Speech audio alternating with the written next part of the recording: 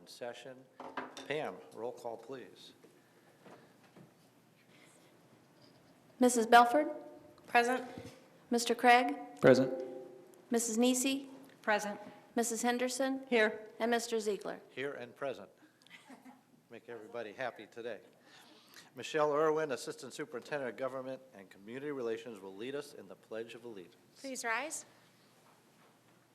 I pledge allegiance to the flag of the United States of America and to the republic for which it stands, one nation, under God, indivisible, with liberty and justice for all. Okay, before moving any further, I'd like to offer my fellow board members the opportunity to recognize staff, students, or any community members. Anybody have anything at this time? I have a quickie. Sure. This ought to be interesting. Should I time the? No. Go for it. Just a quick moment of recognition. I have had the opportunity to speak with several principals who seem to be very pleased with the reorganization and the amount of support that they're getting under the new reorganization structure of the organization, which is fabulous, because I know that was one of the concerns initially was how are we going to get support if they're covering an entire, our leading and learning leaders covering an entire district, but the feedback has been very, very positive. The other element of feedback that has been really positive that I think that we need to recognize is the appreciation for the cross-departmental work that's going on within the district, and people really appreciating the fact that the silos seem to be broken down and people are working together, and it really seems to be benefiting everyone that I've spoken with. So thank you, Dr. Blackburn, for your leadership and all of that, and certainly thank you to your staff for making it successful.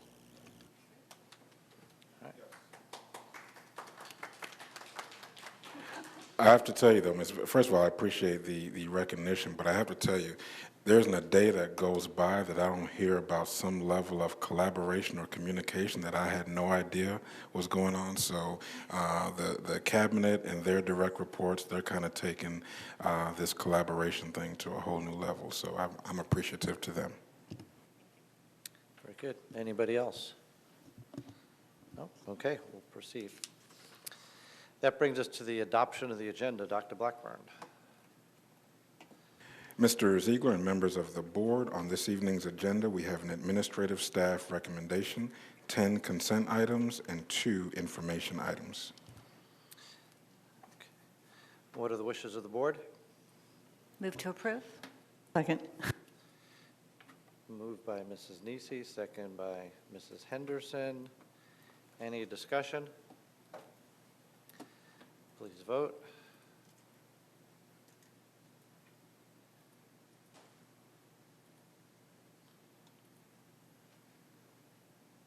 Agenda passes 5-0. Okay, Dr. Blackburn, let's move to administrative staff recommendations, please. Under item A5, you have 1 administrative staff recommendation to consider. What are the wishes of the board? Move to approve. Second. Moved by Mrs. Nisi, second by Mrs. Belford. Any discussion? Not hearing any, please vote.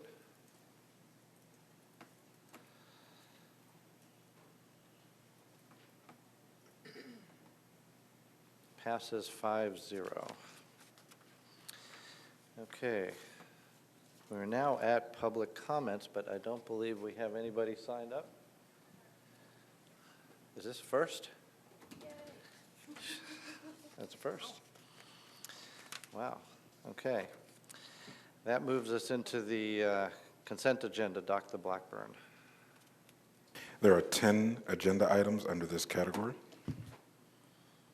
Okay. Do any board members wish to pull any items? Oh, we're going to fly through this meeting at this rate. Well, in that case, what are the wishes of the board? Move to approve. Oh, no second. I guess the whole consent agenda dies on the vine. I'll second. Oh, sorry, Mrs. Nisi, didn't mean to put pressure on anybody here. But. Okay. Any discussion? Not hearing any discussion. Let's vote. Okay. All right, that moves us to the information, oh, sorry, passes 5-0. Help if I announce that. That moves us to the information agenda, which includes items for board review and will be brought back for action at a subsequent meeting. No action will be taken on these items tonight. Dr. Blackburn? There are 2 items under the information category. Okay. Does any board members wish to discuss any of the items? No. Okay. Well, the plan was for this to last till almost 5:30 because we have some discussion items that I was concerned might take a while. Would you all like to start the discussion items now in hopes that we get them done by 5:30? That will work for me. Let's get them done. Okay. We're now at board member reports and discussion points. In addition to discussion points, I request the board members please include any information requests to be placed on board-assigned tasks during this time as well. We'll start with discussion points, and then we'll get into board member reports. The first item is legal, is Mr. Beislein's contract, which ends September 30th, 2016. It can be extended by mutual consent by both parties. Now, this is not an action item. I just want to get the board's direction on what we want to do. We have a couple options. If the agreement is not terminated by September 1st, it will automatically renew for 1 year. I also want to clarify that there is a clause in the contract that it can be terminated with 30 days' notice. So while it's always been a contract for X amount of years, it really is a 30-day contract.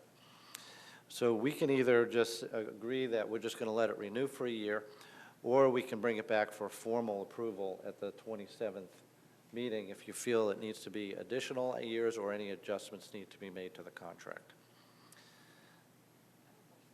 Sure. If something needed to be done by September 1st and it's already September 8th, did we already just renew it? Oh, wait a minute, end September, oh, you know what? That should be October 1st. If it ends on September 30th, I think that's what well, if it says, does it end on September 30th, or does it? Would you correct this, please, Harold? It renewed, but, you know, basically, it's a 30-day contract. I can give you notice in 30 days, you Oh, can give me notice in okay. 30 days. So it's, I just saw it said Yeah. end September So really, 30th, so yeah. that was, it was, no, it says ending the 30th day of September. right. If you keep reading, it does say that it renewed on September 1st. Yeah, usually it renews the month Oh, 30 prior. days before the end of the Contracts are contract. like that. Okay. But once again, it's a 30-day Right. contract. So I guess the question basically is, is anybody interested in bringing it back for a formal approval of anything other than the terms of the contract at this point in time? Well, I mean, I guess we're still waiting. Dr. Blackburn, when is your, when do you propose we'll be able to have some discussion on the broader topic? I think it's October 11th, I believe, October 11th workshop. Yeah. Okay. Misty? So just to clarify, because the September 1 deadline was missed, it basically has been extended for 1 year, although we can always terminate with 30 days' notice. Correct. So there's really nothing for us to There's discuss no at this action point. necessary unless board members want to change something with the contract. Or, But that contract has already been extended for a year. We can't change it now. well, by mutual agreement of both parties, sure, it can be. But I I'm don't think I'm there's certainly any- willing to just rock along and wait until Yeah, you let's guys. wait till the shop Nothing workshop. really needs to be done. Yeah. So, okay, so then, I'm not looking for any changes at this time. I think it's been the same for, since the Stone Age, right? 23 years. 23 years. Wow. It's amazing. Okay. All right, then, next item, Dr. Blackburn's contract as follow-up to his evaluation. Okay, and I emailed you about some of the thoughts, Dr. Blackburn's request. So the first one is modifying the contract to allow him to share in the same raise as other employees. Could we do at this point have the ability, if we felt, to give him a raise commensurate with whatever we felt, based on whatever we felt? That typically has never been anything this board has ever done in as long as I've known. And I've heard no suggestions by anybody to do anything of that nature. However, I do feel it's fair that at least he share in whatever we provide to other employees, but I don't believe the contract allows for that right now. So the question is, Well, I'm sorry, you said that you've never seen that before? no, I'm saying we've never done that before. The on this prior board. contract was, the superintendent was treated as an employee. No, I'm saying the board has never offered the raise. Well, So, well, let's pick it apart. So is it, I don't believe we're talking about just a raise. You're talking about being treated as a regular employee of the school board. Right. Not specific That's to the- a raise. I mean, we have multiple things and multiple benefits that employees of the school board get beyond salary. So that would I'm mean sorry, that. relevant to raise. In other words, if there's a percentage raise for his peers, he'd share in that same raise. That is right now is not offered by the contract, and that's a request as to whether the board would consider modifying the contract to allow for that. I understand that, but it's not specific to a raise. You're utilizing a very specific language when you're, I think the request, and from Dr. Blackburn and I's discussion, it is more so to be engaged and treated as an employee of the school board rather than a singular contracted employee by himself. I think it's specifically relevant to a raise, is the request. You want to clarify?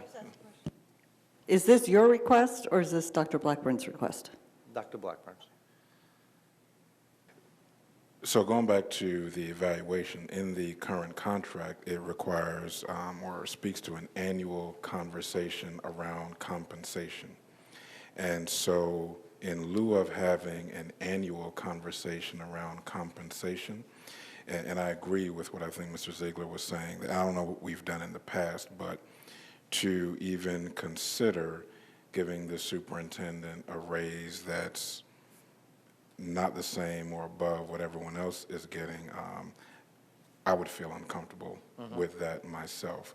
And so when it comes to that portion of the contract and I don't know what the legal words would be, but no more, no less for the superintendent than for all other employees, it would be in that spirit. And that would also include any other items that might be added or provided to perhaps non-bargaining employees. So it's not just salary, right? Well, it's what we want to offer or modify in the contract. Correct. So the question is relevant to whether the board would entertain that modification, and if so, if we would entertain any of these, we would then request the contract be modified and brought back to us for approval. If nobody is interested in the modifications, then we won't request it to be brought back. I'll speak in the fact that I believe that the superintendent should be treated as a regular school board employee rather than a contracted employee. And so, yes, I think we should come back and look at the legal language and see where the implications come. It's not just salary. There's quite a few other things that it impacts as well, including days off and some other things. Okay, this request is just based on the salary. Of course, you could look at whatever you want, but this one is just based on sharing in a raise commensurate with whatever is offered to his peers. Okay, I know. I get what you're saying. I think we're talking around the issue, but either way, I think we should have legal provide us that language, and we look at it, and determine whether or not that is the direction we want to Okay, go. then, and I agree. I don't know, does anybody else have a feeling on that? I'm fine with that.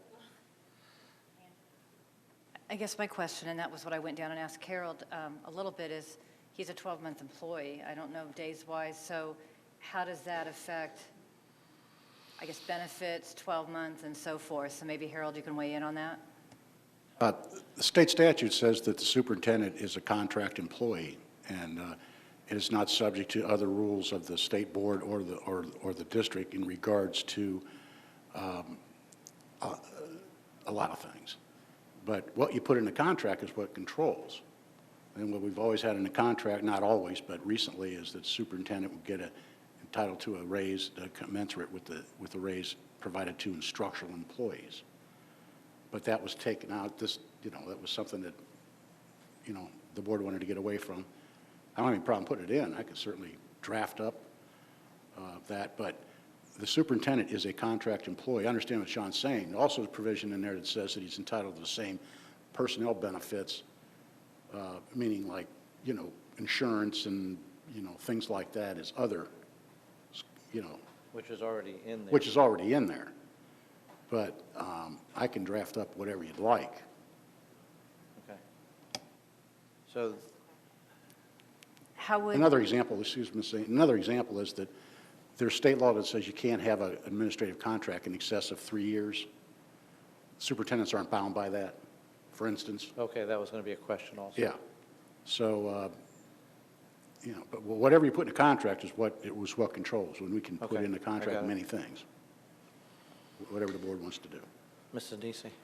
what about the way we have now proposed the day, if we were to shut down at Christmas? 6 extra days. Those 6 extra days. Well, superintendent is a full-time employee. He's on duty 24/7, but whether or not he's sitting in that office 24/7 is another matter entirely. So, I mean, if the district's going to shut down and allow 12-month employees off, we can certainly provide for that in the contract. But are those vacation days now, or? Well, my understanding is that those aren't going to be vacation days from what the board was discussing. Am I correct about that? Is that right? Yes. Okay. Give me some direction. I can draft up whatever you'd like me to draft up. So there are no objections to looking at the language of that modification then? I don't mind looking at it. Right, well, we still have to vote on it. Right. Okay. Mrs. Belford?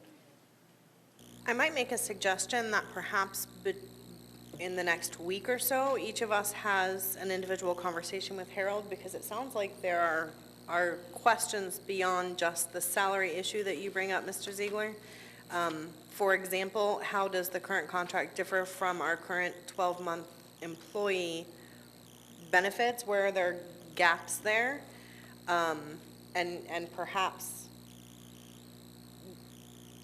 I just don't get the sense that we are particularly prepared to have language brought back to us and to vote on it. I feel like there's more discussion that probably wouldn't, but we probably need to speak individually with Harold on those questions and issues. Board my members, sense. if you have questions, then we need to ask them all. Yeah, not necessarily right now, but provide those questions to, I guess, provide them to me, and then I will. You can't do that. That would violate censorship. Well, actually, if we typically do is if we have a question, we ask staff member, we copy each other, and then the reply comes to each other. Well, if- Go to Harold directly. I'd be happy to talk to each one of you individually. No problem at all. I'll come down here and meet with you if you'd like. but we're still going to all need to know the answers to the questions, just as we always do. We just can't share them between each other. No, but I can write a memo up and provide it to everybody. Right. Okay, then direct them to Harold. I guess my question about wanting to treat him like a regular 12-month employee, does that mean that vacation, since he's been here for 1 year, would be a one-year thing instead of what he gets now? I mean, I think we want to be careful how it's. Correct. How it's, The request is because if you relevant. want him to go back to a 2-week vacation, that's what he'll do. So so I just think we need to be thoughtful about what we're saying here. Right, we don't want to cut the contract, we just want to, the request is I know what relevant. he wants. Yeah.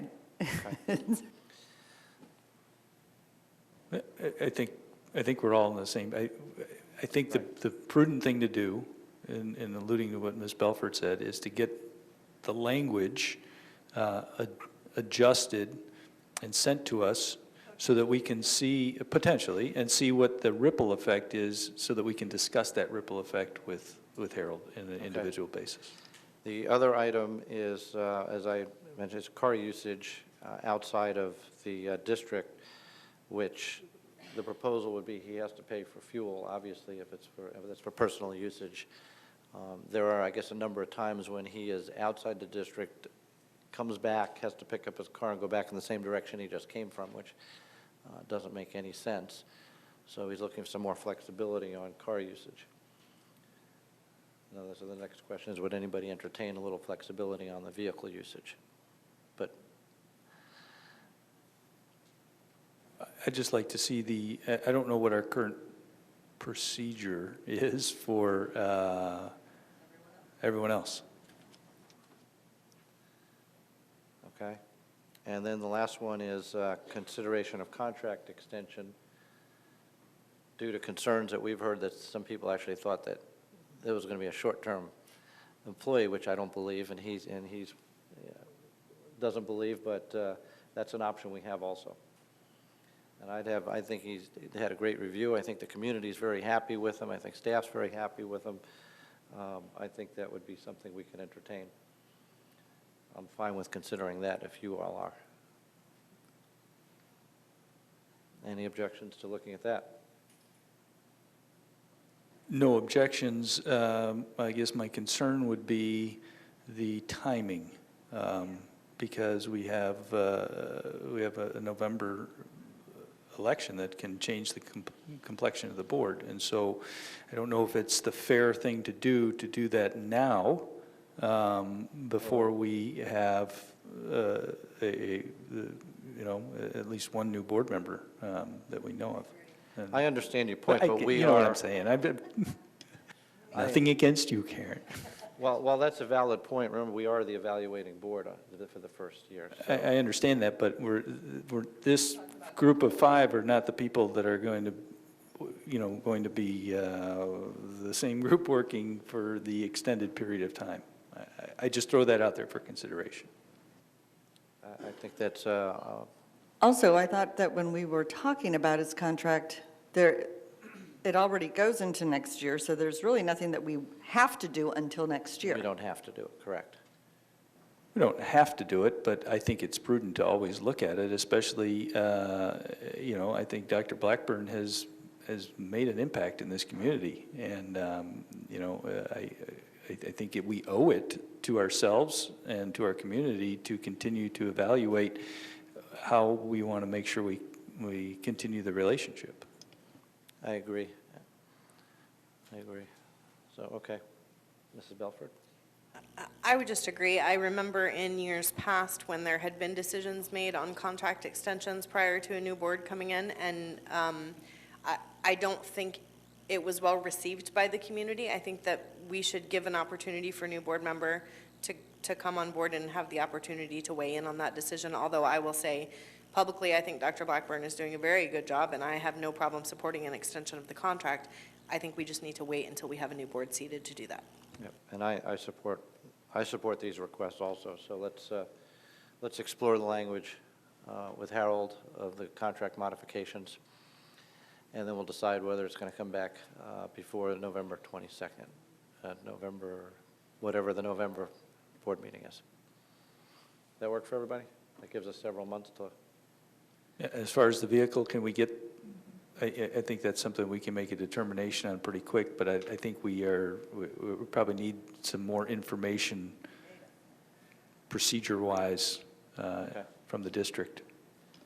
So I guess that's a point. We could make certain modifications. Well, can I ask a question? Yes, ma'am. Dr. Blackburn, most employees, when they're in this situation, just use their own vehicle then and submit the mileage. I guess my question is there not another Do you not have your own vehicle to use in those situations and just submit the mileage? I guess I'm confused. No, that's, the issue is there are times that he's out of town and doesn't really need to come back. But since he can't use the vehicle, he has to come back, and then he has to grab his vehicle and go back out of town and possibly in the same direction. So the only thing would be allow him to use his vehicle out of town, but he pays for the fuel.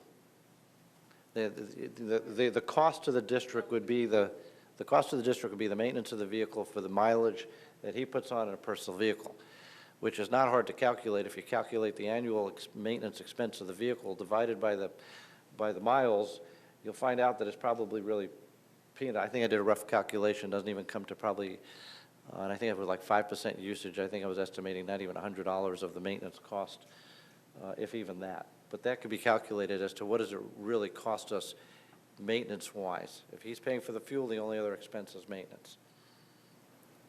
Is this for intermittent trips when you have difficulty coming here before you go someplace else, or is this for weekend trips to Broward as well? Well, that's,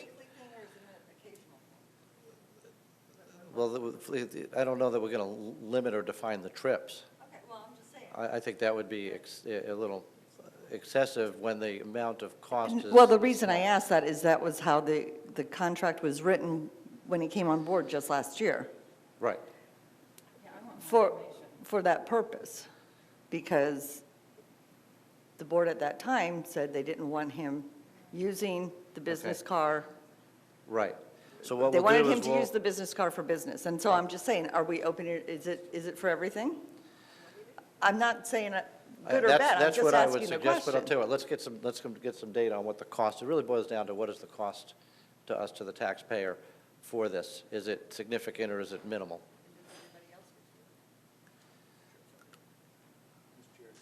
Yep, it's 5:30. Yes, ma'am, one last, and then we're going to adjourn. I would just request that staff provide us data on the specific expenses so that we can weigh those. I don't see any reason why we can't make an accommodation if we have all of the information. Correct. But I think us making a determination on it without all of the information is, This is discussion Troublesome. for consideration. And those are Yes. the points that we need to know to make that consideration. Then we'll bring all that information back at a future point, and we'll analyze that data. I will move the board reports and superintendent reports to the end of the hearing meeting so that we could just adjourn right now. So right now, we will adjourn this meeting.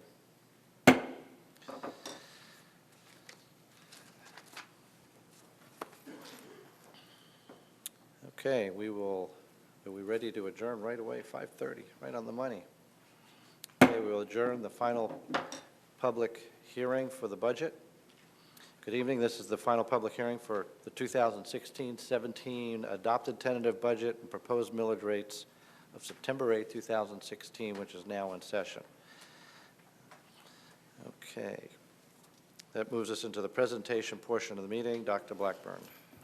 Mr. Chairman and members of the board, Penny Zerker, Chief Financial Officer of Financial Services, will make a presentation on the proposed 2016-2017 budget and millage levy. Good evening. Tonight, we're here to conduct the second public hearing as required by Florida's Truth and Millage. Following the presentation regarding the 2016-17 proposed millage and budget, we will allow for public comment on both items. The board will then consider 3 recommendations by Dr. Blackburn. 1, the adoption of the proposed 2016-17 millage rates. 2, the adoption of the 2016-17 proposed budget. And 3, authorizing the superintendent to adjust the adopted millage levy and budget due to changes in the certified tax roll, and to forward all required information to the property appraiser, tax collector, Department of Education, and Department of Revenue. As part of this presentation, we will be reviewing the district's enrollment as of the 6-day count and the FTE projections, taxable property values, and proposed millage, and the proposed budget and next steps.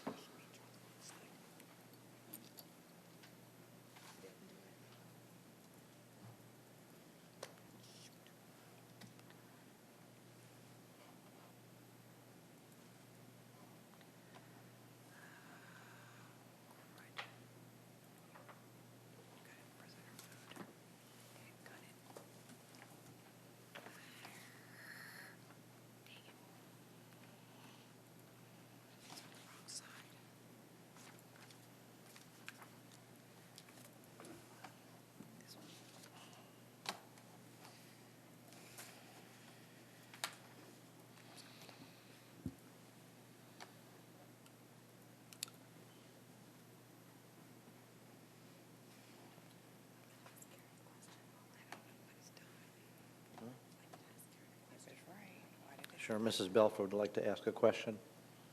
While you guys are pulling up the presentation, on the information that you're about to show us, there are two different numbers.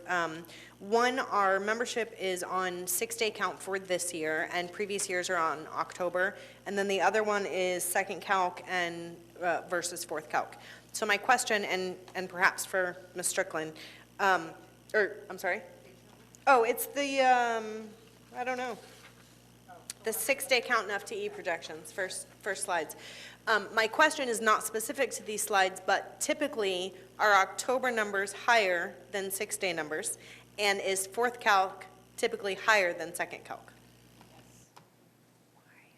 6-day is always, October is always higher than usually always higher than 6-day, and fourth calc is usually slightly less than second calc. Thank you.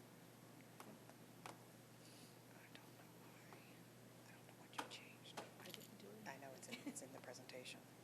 It's because it's the exact same thing. no. The screen's not defaulting to the primary in the presentation. Hence one of the reasons we're working on technology upgrades to the boardroom. We lost the podium this morning and had to be rebuilt, so we have to work out a few things. Oh, okay. It's a totally new machine.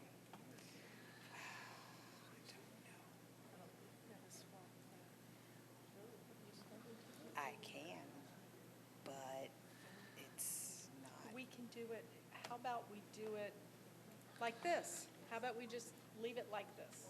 Instead of making it a presentation, we'll just We'll hop through the just run slides. through the Yeah, we slides. have it printed out, so we're okay up Yeah, we'll here. just run through the slides like this. Let's do that. Okay. Okay, let's begin by taking a look at those items.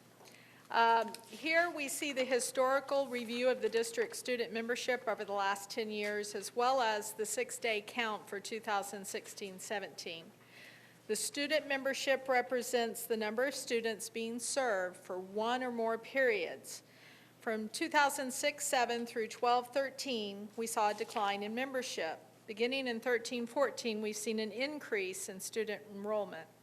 For 16-17, the district is projecting to serve 75,118 students. However, as of 6th day of school, actual student membership was 73,996.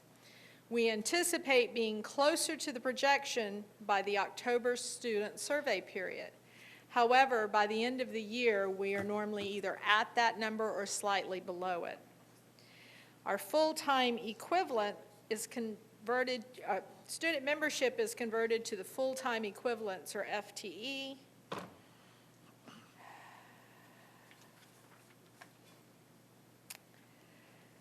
FTE is typically lower than student membership. There are several reasons this occurs. One example includes a homeschooled student who has taken a class at one of our high schools. The homeschooled student is counted as one student for membership, but only 0.17 of an FTE. Similar to student membership, we did see a decline in FTE the first half of the last 10 years. Unlike student membership, we did not see an increase in FTE until the 2014-15 year. Our projection for 16-17 is 72,335. That's an increase of 0.92% over prior year. Now let's take a look at taxable property values and the district's proposed millage. Excuse me, Ms. Zucker, I'm sorry to interrupt you. What was the projected membership again? The projected membership was 75,118. Thank you.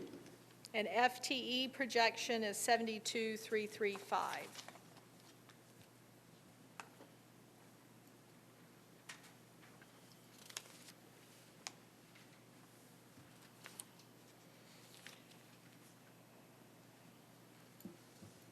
Okay?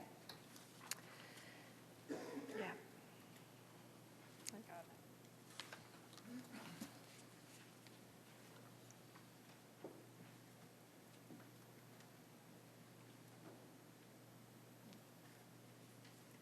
I apologize for the technical difficulties. As can be seen here, Brevard experienced double-digit decreases in taxable property values in 2008-9, 2010-11, and 2011-12. In 2013-14, we began to see taxable property values rise again. Since 2012-13, taxable property values have risen 31%. However, we have not yet reached the high of 2008-9. If the rate of increase in taxable property values continues at the average of the last 4 years, we anticipate we could reach the 2008-9 high in the next 3 years. For fiscal year 2016-17, taxable property values rose 8.10%, or 0.51% higher than the state average increase of 7.59. Compared to our neighboring districts, only Orange County experienced a larger increase than Brevard. Next, we'll take a look at the proposed millage rates. The proposed required local effort, or RLE, is 4.668 mills. It is important to note that while the board levies this tax, the state requires the board to do so in order to receive state funding from the Florida Education Finance Program. The required local effort, 4.662 mills for current year funding, and 0.006 mills for an adjustment for the prior year. The adjustment is required because the actual levy for the prior year did not provide the total number of dollars required to receive the prior year's state funding. As a result, the state requires the board to levy an additional tax to adjust for the dollars received in the prior year. The RLE makes up 65.7% of our total millage levy. The discretionary local effort millage is 0.748 mills. It has been at this level since 2013-14. The discretionary millage is subject to compression by the state. As a result, the state guarantees the local discretionary funding at $459.35 per FTE. The discretionary millage at the 2016-17 taxable property value provides the district $352.12 per FTE. As a result, the district will receive an additional $103.25 per FTE for a total of $7,468,590 from the state. The local capital improvement millage, or LCI, is 1.5 mills. The LCI millage will provide the district $51,658,103. The RLE and discretionary local effort millage are used to fund the operations of the district. LCI provides funding for our capital outlay projects and debt service payments.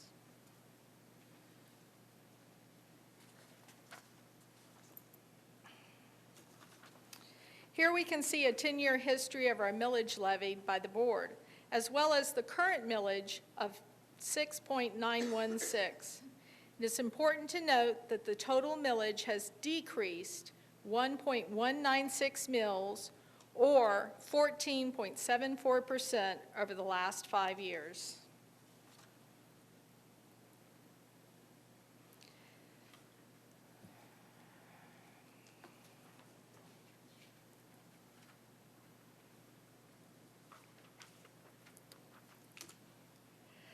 The truth in millage or trim law requires us to compare our proposed millage to the rolled back rate. The rolled back rate is the millage required to provide the same tax dollars received in the prior year at the current year's taxable property value. The rolled back rate is calculated by taking the prior year tax levy minus new construction divided by the current year taxable property value. The 2015-16 rolled back millage rate is 6.8187 mills. Trim requires that we state that the proposed millage is an increase of 0.0973 mills, or 1.43% over the rolled back rate. Let's take a moment to look at the impact of the change in taxes on a home or property owner. In the first block, we see a home valued in 2015-16 at $100,000 with no change in value for 2016-17. However, the home does have a homestead exemption, reducing the property value by $25,000, making the taxable value of the property $75,000. As a result of the decrease in total millage, the homeowner would see a $26.93 decrease in taxes. The second block represents a similar home value, valued at $100,000 in 2015-16. However, it has experienced the average increase in value of $8.10, 8.10%. In addition, this home does not have a homestead exemption. The taxable property value is $108,100, resulting in an increase in taxes of $20.12, despite the decrease in millage year over year. It is important to note that the 2016 Save Our Homes cap for increases in property values is 0.7%. As a result, homeowners with a homestead exemption will not experience an increase in taxes demonstrated in the second block. Now let's take a look at the proposed budget. Here we see the proposed 2016-17 budgets for all major funds. The total budgets for the governmental funds, operating, special revenue, debt service, capital projects, and enterprise, which is our after-school child care program, includes revenues of $746,718,295. Expenditures are $785,224,787. Reserved fund balance for all funds is $104,242,181. The enterprise fund has a projected negative fund balance of $1,781,136. This is a result of an accounting entry required by the Governmental Accounting Standards Board, or GASB, for after-school child care programs' share of the Florida Retirement System's net pension liability. Unlike the operating and special revenue fund, GASB rules require us to record the liability as an adjustment to fund balance for the enterprise fund, thus resulting in a negative fund balance. It does not mean that they're operating in a negative. For all of our other funds, we record this on our GASB statement, our governmental activities fund. But we are being required to record it here, so it makes it look like it is a loss when it is a non-cash transaction. Paper accounting only. The Internal Service Fund includes district self-insurance programs, employee medical insurance, workers' compensation, and auto and general liability insurance.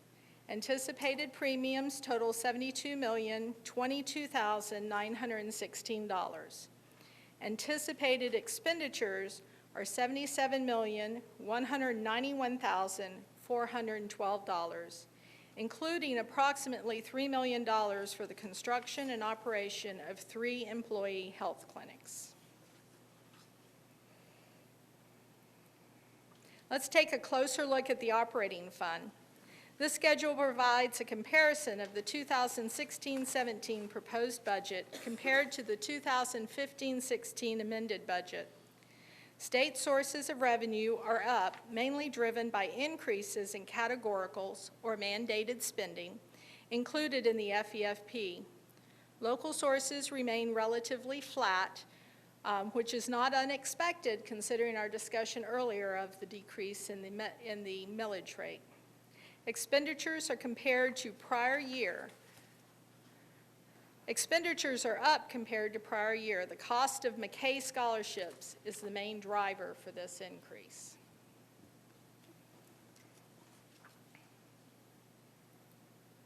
Finally, let's take a little closer look at expected capital fund revenues, as these will drive the capital projects that can be completed for this year.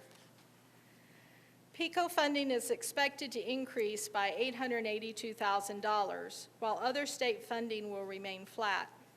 Local capital improvement dollars will increase by almost $4 million. Sales surtax should increase by approximately $2 million.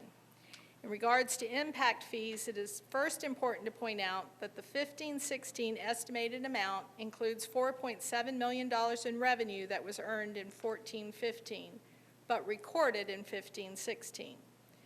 Because the district had not elected to collect those funds from the county, the revenue was not recorded in 2014-15.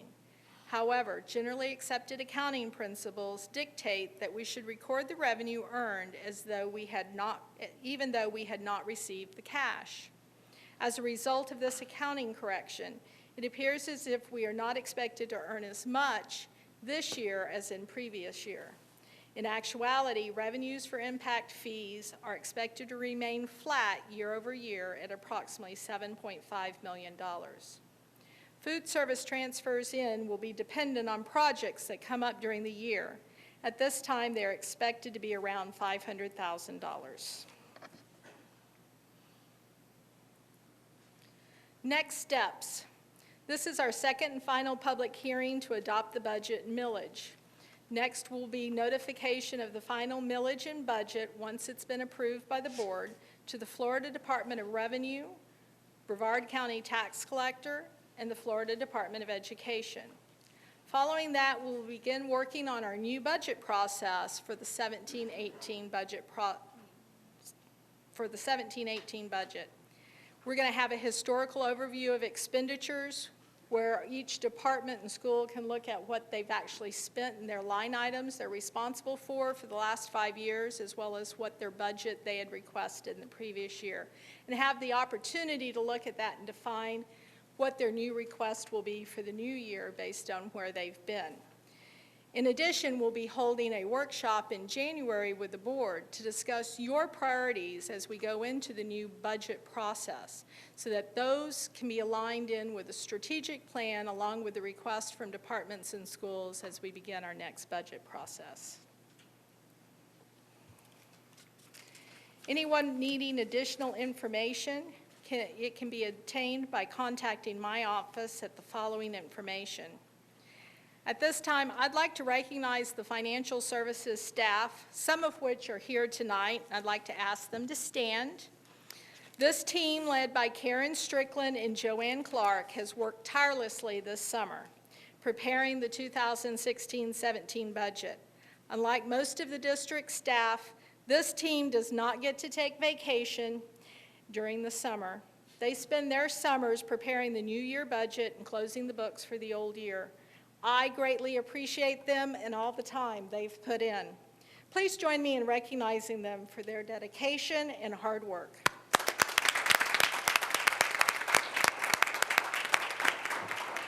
They've been here on weekends. They've never complained. They've only asked, what more can we do? They're awesome. So, Okay. at this time, if you have any questions.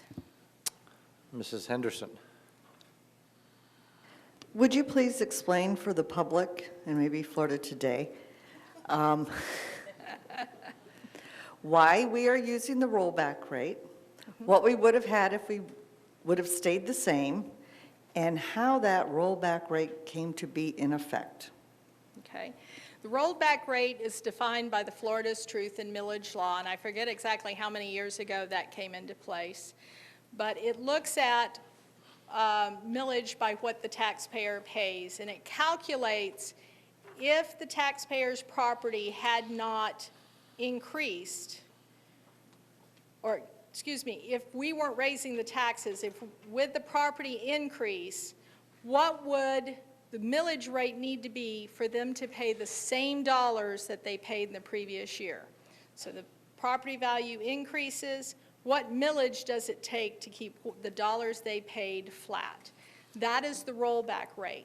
Truth and Millage then requires us to compare our millage rate that we are levying in total to that rate.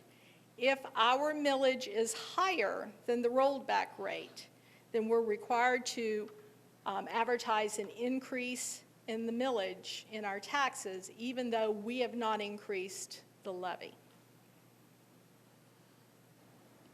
So the local board does not do that.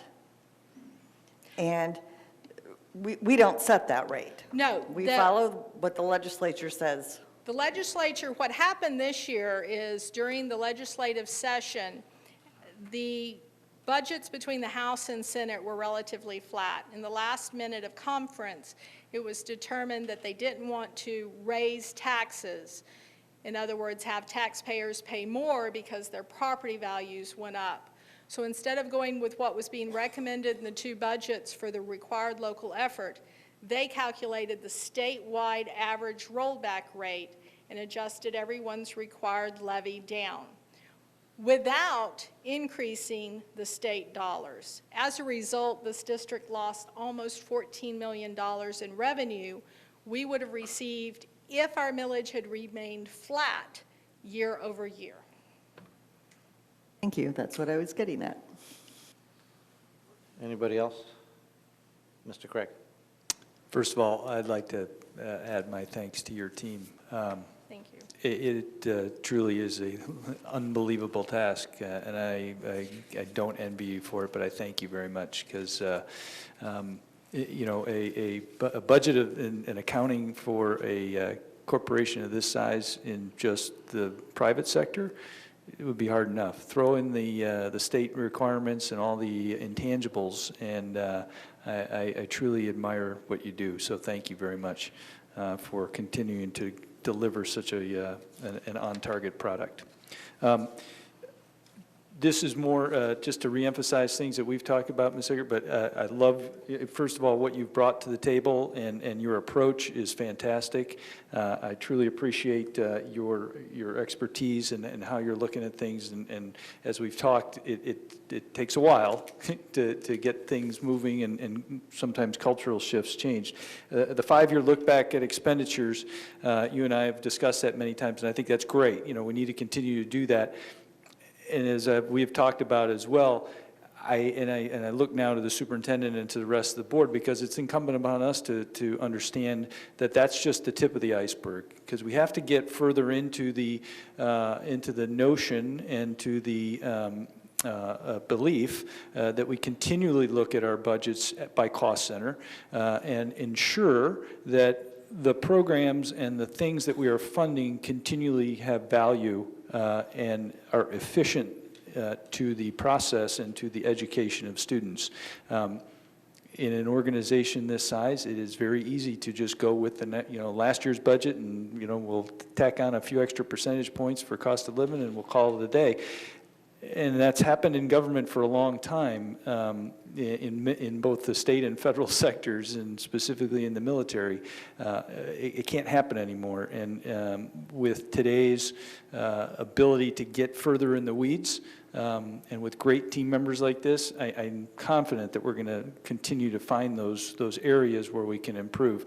But I think it's incumbent on all of us to understand that it truly is in the best interests of our customer, our kids in the classroom, to make sure that every time we put something into the budget and ask to fund it, that no kidding, it makes a difference in that child's life and in that classroom. Because otherwise, we can't just keep going with the same thing over and over again. And there's many examples that we've talked about, including, because we started down the fleet car thing, I'll talk about that.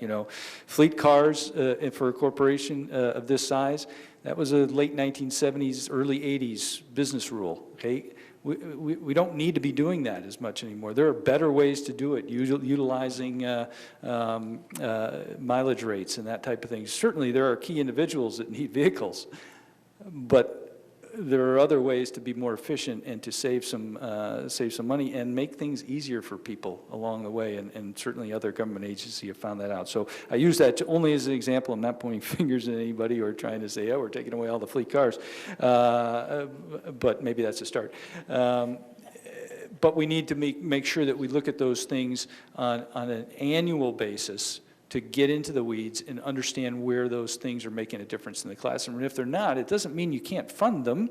It just means you need to take a closer look as to where the string goes to make sure it actually is doing something in the classroom. Absolutely, and while we may complete the budget formal process tonight, our office is already working on continuing to look at this budget at the cost center level, at the line item level, to begin scrubbing what does need to be changed, what can be reduced, what may even need more. So this budget is an ongoing living process, as you're aware, since you get budget amendments every month. So we are going to continue that process. We're not done putting this on a shelf and continuing. In addition, we are putting together 2 new documents that will be coming as part of agenda items and program requests, which is our cost-benefit analysis form and a new proposed business plan model, so that we can begin looking at things to determine what are we getting for it, are we getting what we think we're going to get, and what is our out if we're not. And all of those will be coming to you in the next few months as we continue to adjust this process. It's awesome. Thank you. You're welcome. Mrs. Nisi, do you have anything before? Go ahead. That was good conversation there, John. And as we're looking at this, some of the things as we go forward in the year, and surely I hope by next year, we can certainly take a better look at areas that we are removing dollars from, such as school-age childcare, that maybe it might be able to stay with that. I know that there are a couple of pockets in the district that we remove money from. And we did it at a time when it was quote-unquote needed. I think that as you go through the process, I'd like to see if we can't start putting that back where it belongs. Yes, that is on our radar screen as well. To Mr. Craig's point, one of my biggest pet peeves for all the years I've been on the board is when I ask the question, why are we doing it that way? And it's always, well, that's the way we've always done it. And there's no policy, there's no procedure, it's just the way we've always done it. So taking a look at those type of things to see if we could be more efficient or more current, more state-of-the-art is absolutely relevant. So I agree wholeheartedly. 2 points, one of which, just to clarify, you said that if the millage is higher than a rollback rate, what do we have to announce that it's an increase in revenue? But we could also have a rate that's below the rollback rate, yet generate more revenue than the previous year's revenue, and we still have to advertise any tax increase just based on the revenue, even though the millage is below everything else.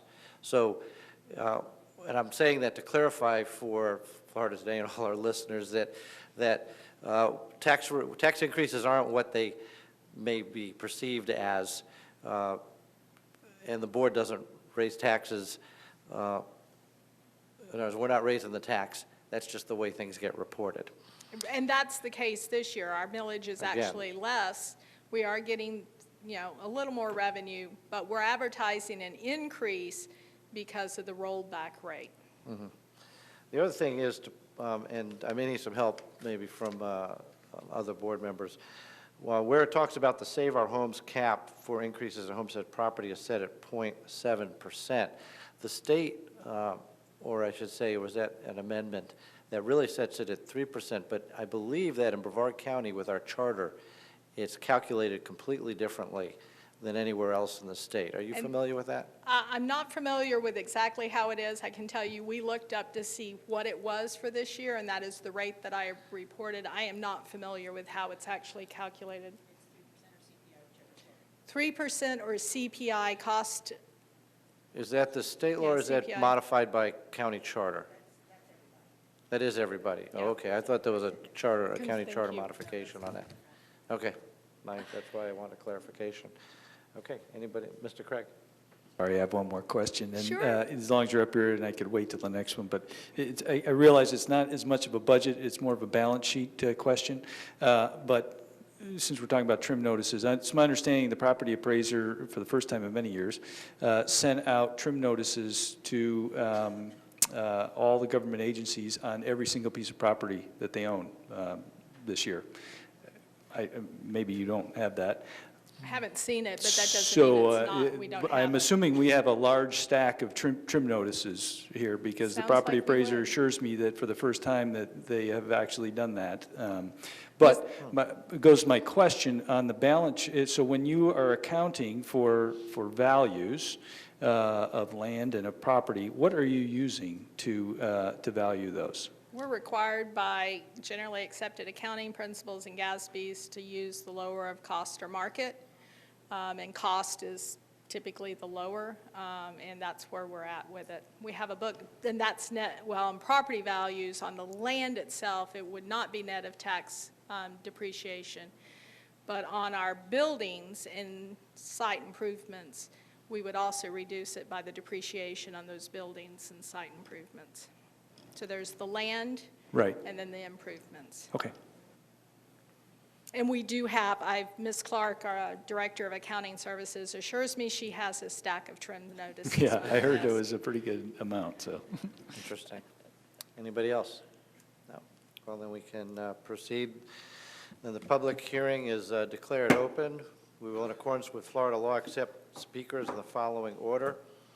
First, for the 2016-17 proposed millage levy, and then for the 2016-17 adopted tentative budget.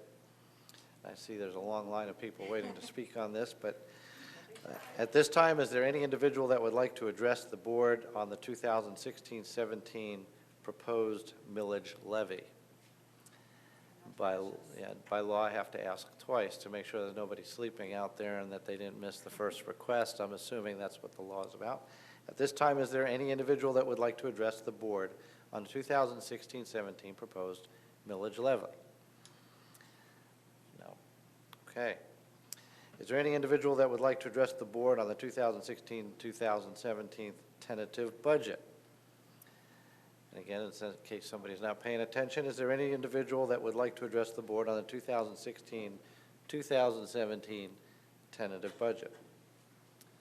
Well, that was a quick hearing. That then therefore concludes the public hearing. All these people out there are so concerned about our budget but have no input. They'll have something to say, I'm sure, in the blogs and in Facebook later on. That will bring us to the recommendations for the adoption of the proposed millage and adopted tentative budget. Dr. Blackburn. Florida Statute 200.065 requires each taxing authority levying millage to publicly state the name of the taxing authority, the rolled back rates, the percentage of change from the rolled back rates, and the millage rate to be levied prior to the adoption of the millage levy resolution. Mr. Ziegler, will you hit the button for me? There you go. Thank you, sir. In compliance with those requirements, the following needs to be stated. Taxing authority, the School Board of Brevard County, Florida. 2016-2017 rolled back rates. Required local effort, 4.7117. Local discretionary, 0.7011. Capital outlay, 1.4059. Total rollback rate, 6.8187. Millage rate to be levied exceeds the rollback rate by 1.43%. Proposed 2016-17 millage rates. Required local effort, 4.668. Local discretionary, 0.748. Capital outlay, 1.500. Total, 6.916. There are a total of 5 separate motions. I will read each of the recommendations into the record and request board action. Adopt the resolution setting the required local effort, local discretionary, and capital outlay millage rate of 6.916 mills for 2016-2017. The written resolution is incorporated into this motion for reference. What are the wishes of the board? Move to approve. Second. Moved by Mrs. Nisi, second by Mrs. Belford. Any discussion? Please vote.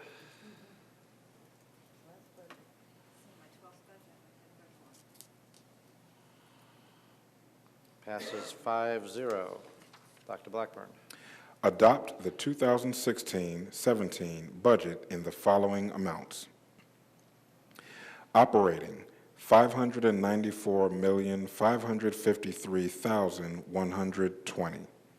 Special revenue, $105,716,343.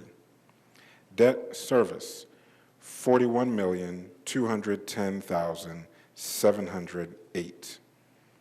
Capital outlay, $201,103,641. Enterprise, $5,720,489. Subtotal, $948,304,301. Less transfers, $45,845,165. Total, $902,455,136. Total, $902,459,136. Like I said, yeah, okay. Right. Internal service, $93,957,042. What are the wishes of the board? Move to approve. Second. Moved by Mrs. Nisi, second by Mrs. Henderson. Any discussion? Not hearing any, please vote.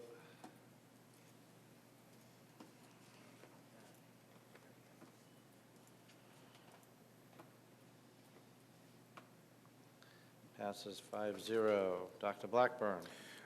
For the record, my second grade teacher, Mrs. Gitlin, would not be happy with that place value mishap, so I apologize. Okay, I apologize. She would not be happy. we'll give you partial credit. Thank you. Authorize the superintendent to adjust the adopted millage levy and budget due to changes in the certified tax roll. What are the wishes of the board? Move to approve. Second. Moved by Mrs. Nisi, second by Mrs. Henderson. Any discussion? Not hearing any, please vote.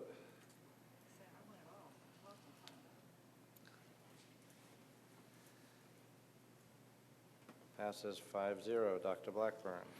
Authorize the superintendent to forward the adopted millage levy resolution to the Brevard County Property Appraiser and Tax Collector no later than 30 days following the adjournment of the Value Adjustment Board. Wishes of the board? Move to approve. Second. Moved by Mrs. Nisi, second by Mrs. Belford. Any discussion? Not hearing any, please vote.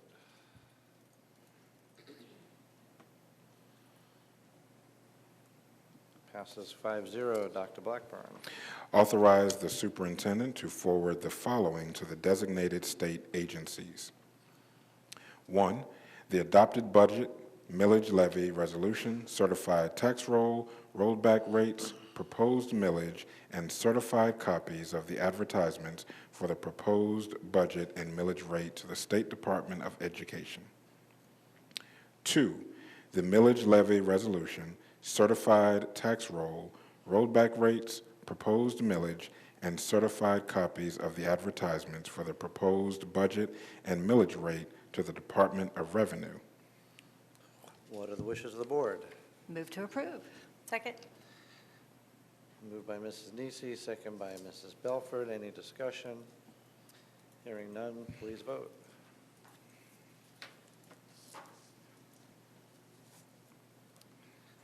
Passes 5-0, imagine that.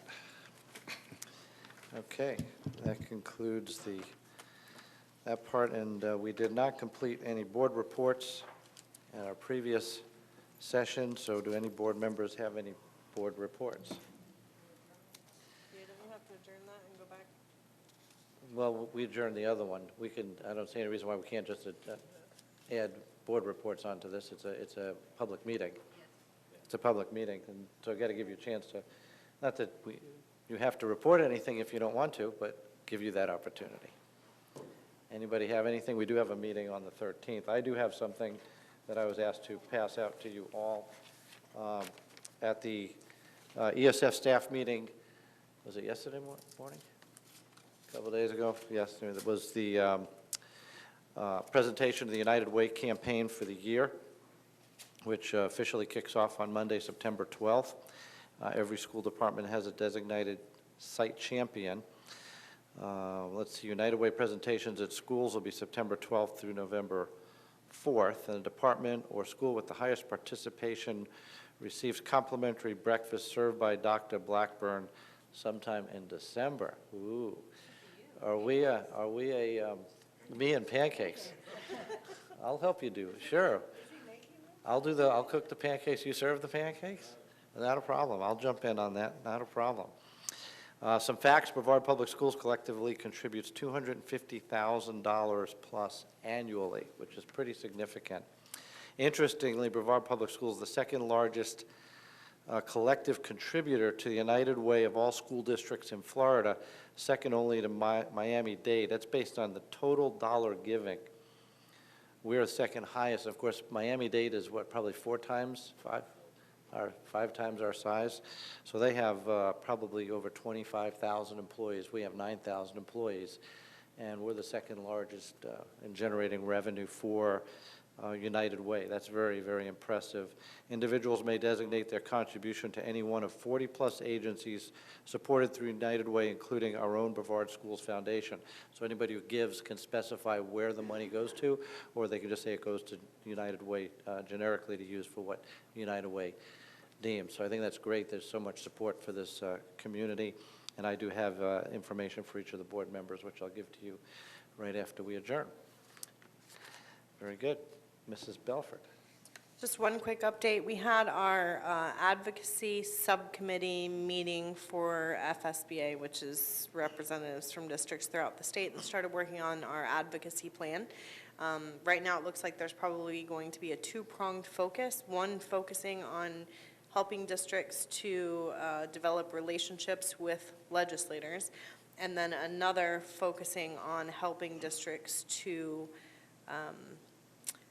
activate their community and helping them to advocate for specific issues as well. So those are the two focuses it looks like coming out of that committee at this point. We'll be meeting on a monthly basis, so if there's anything that you all would like for me to voice on behalf of our entire board during those meetings, specific concerns or things that you would like to see in that process, please don't hesitate to let me know so I can pass that along. Thank you. Mr. Craig. Anybody else? Mrs. Henderson. Piggybacking on that, I worked on the legislative priorities. I pretty much, they only had 4 of them on there from last year for FSBA. I agreed to keep them all on. I did add 2, and one of them is to fully fund transportation, because how nice would that be? That would be another $13 million if they fully funded what our mandate from the state is. And the other one, and I don't know how well it'll go over, but was to refrain from reducing our millage by using the rollback rate. You know, if they had left the millage the same this year, it would have been another $14 million.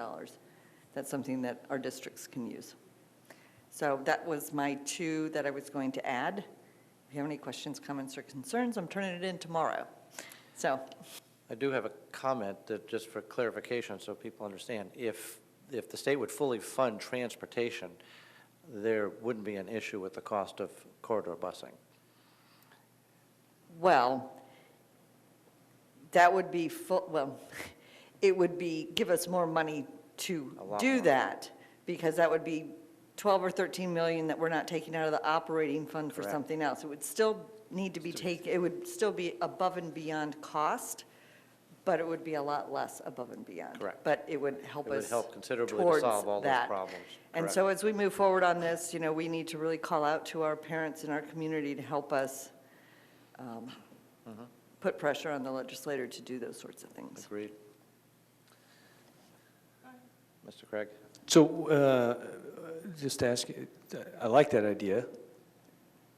Does that mean that, when you say fully fund transportation, does that mean that the money for each student follows that student? Or does that mean based off of your FTE? What is it, what kind of argument are you making, I guess, is, I think I. They- what- I'd like Ms. Henderson. Yeah. What happens is that in order for us to make the mandate to follow state law, it costs our district, and part of our problem is that we're long and narrow. And so there's a lot of things that aren't funded, like the McKinney-Vento, where you have to move a kid from Titusville down to Palm Bay. We don't get funded for that, so that's coming out of our pocket.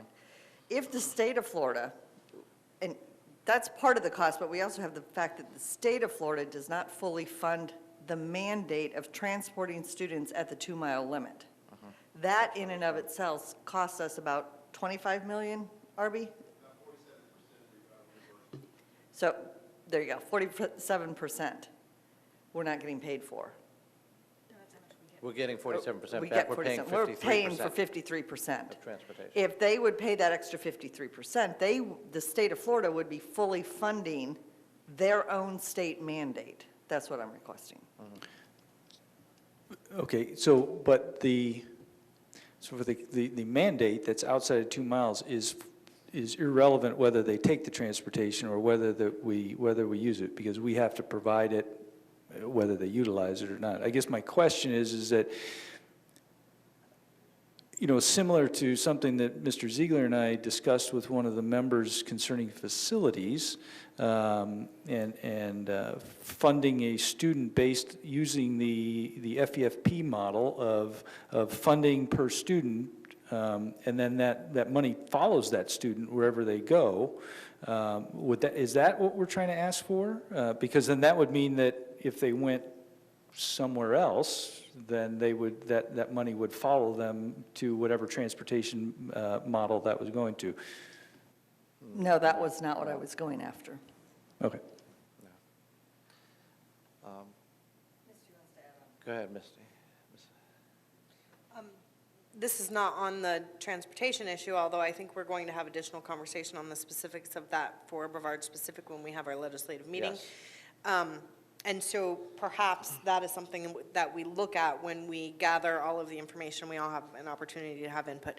Ms. Henderson, because the deadline is looming for tomorrow for the FSBA legislative platform, I don't know, I know it's been a busy, 24 hours, but in the email that I sent you, there was one addition, or one recommended addition to the platform issues, and that was one that actually came out of my conversation with Mr. Theodore about the legislation that passed last year restricting use of locally raised funds to a limit on per student station. So I just wanted to mention to you that was in there. If you could take a look at it before you incorporate it into what you're sending into Yeah. FSBA tomorrow. Yes, ma'am, I will do that. I can't imagine how I missed that. Yeah, that's a biggie. Has your legislative team ever discussed having some flexibility, and probably not because I know how the Sunshine Law goes, for boards to be able to discuss personnel items within the Sunshine? Have you guys had any discussion on that whatsoever? We have had discussion on that in the past, and I do think that's another one that we could put on there. I think that there are certain personnel issues that nobody wants to talk in public.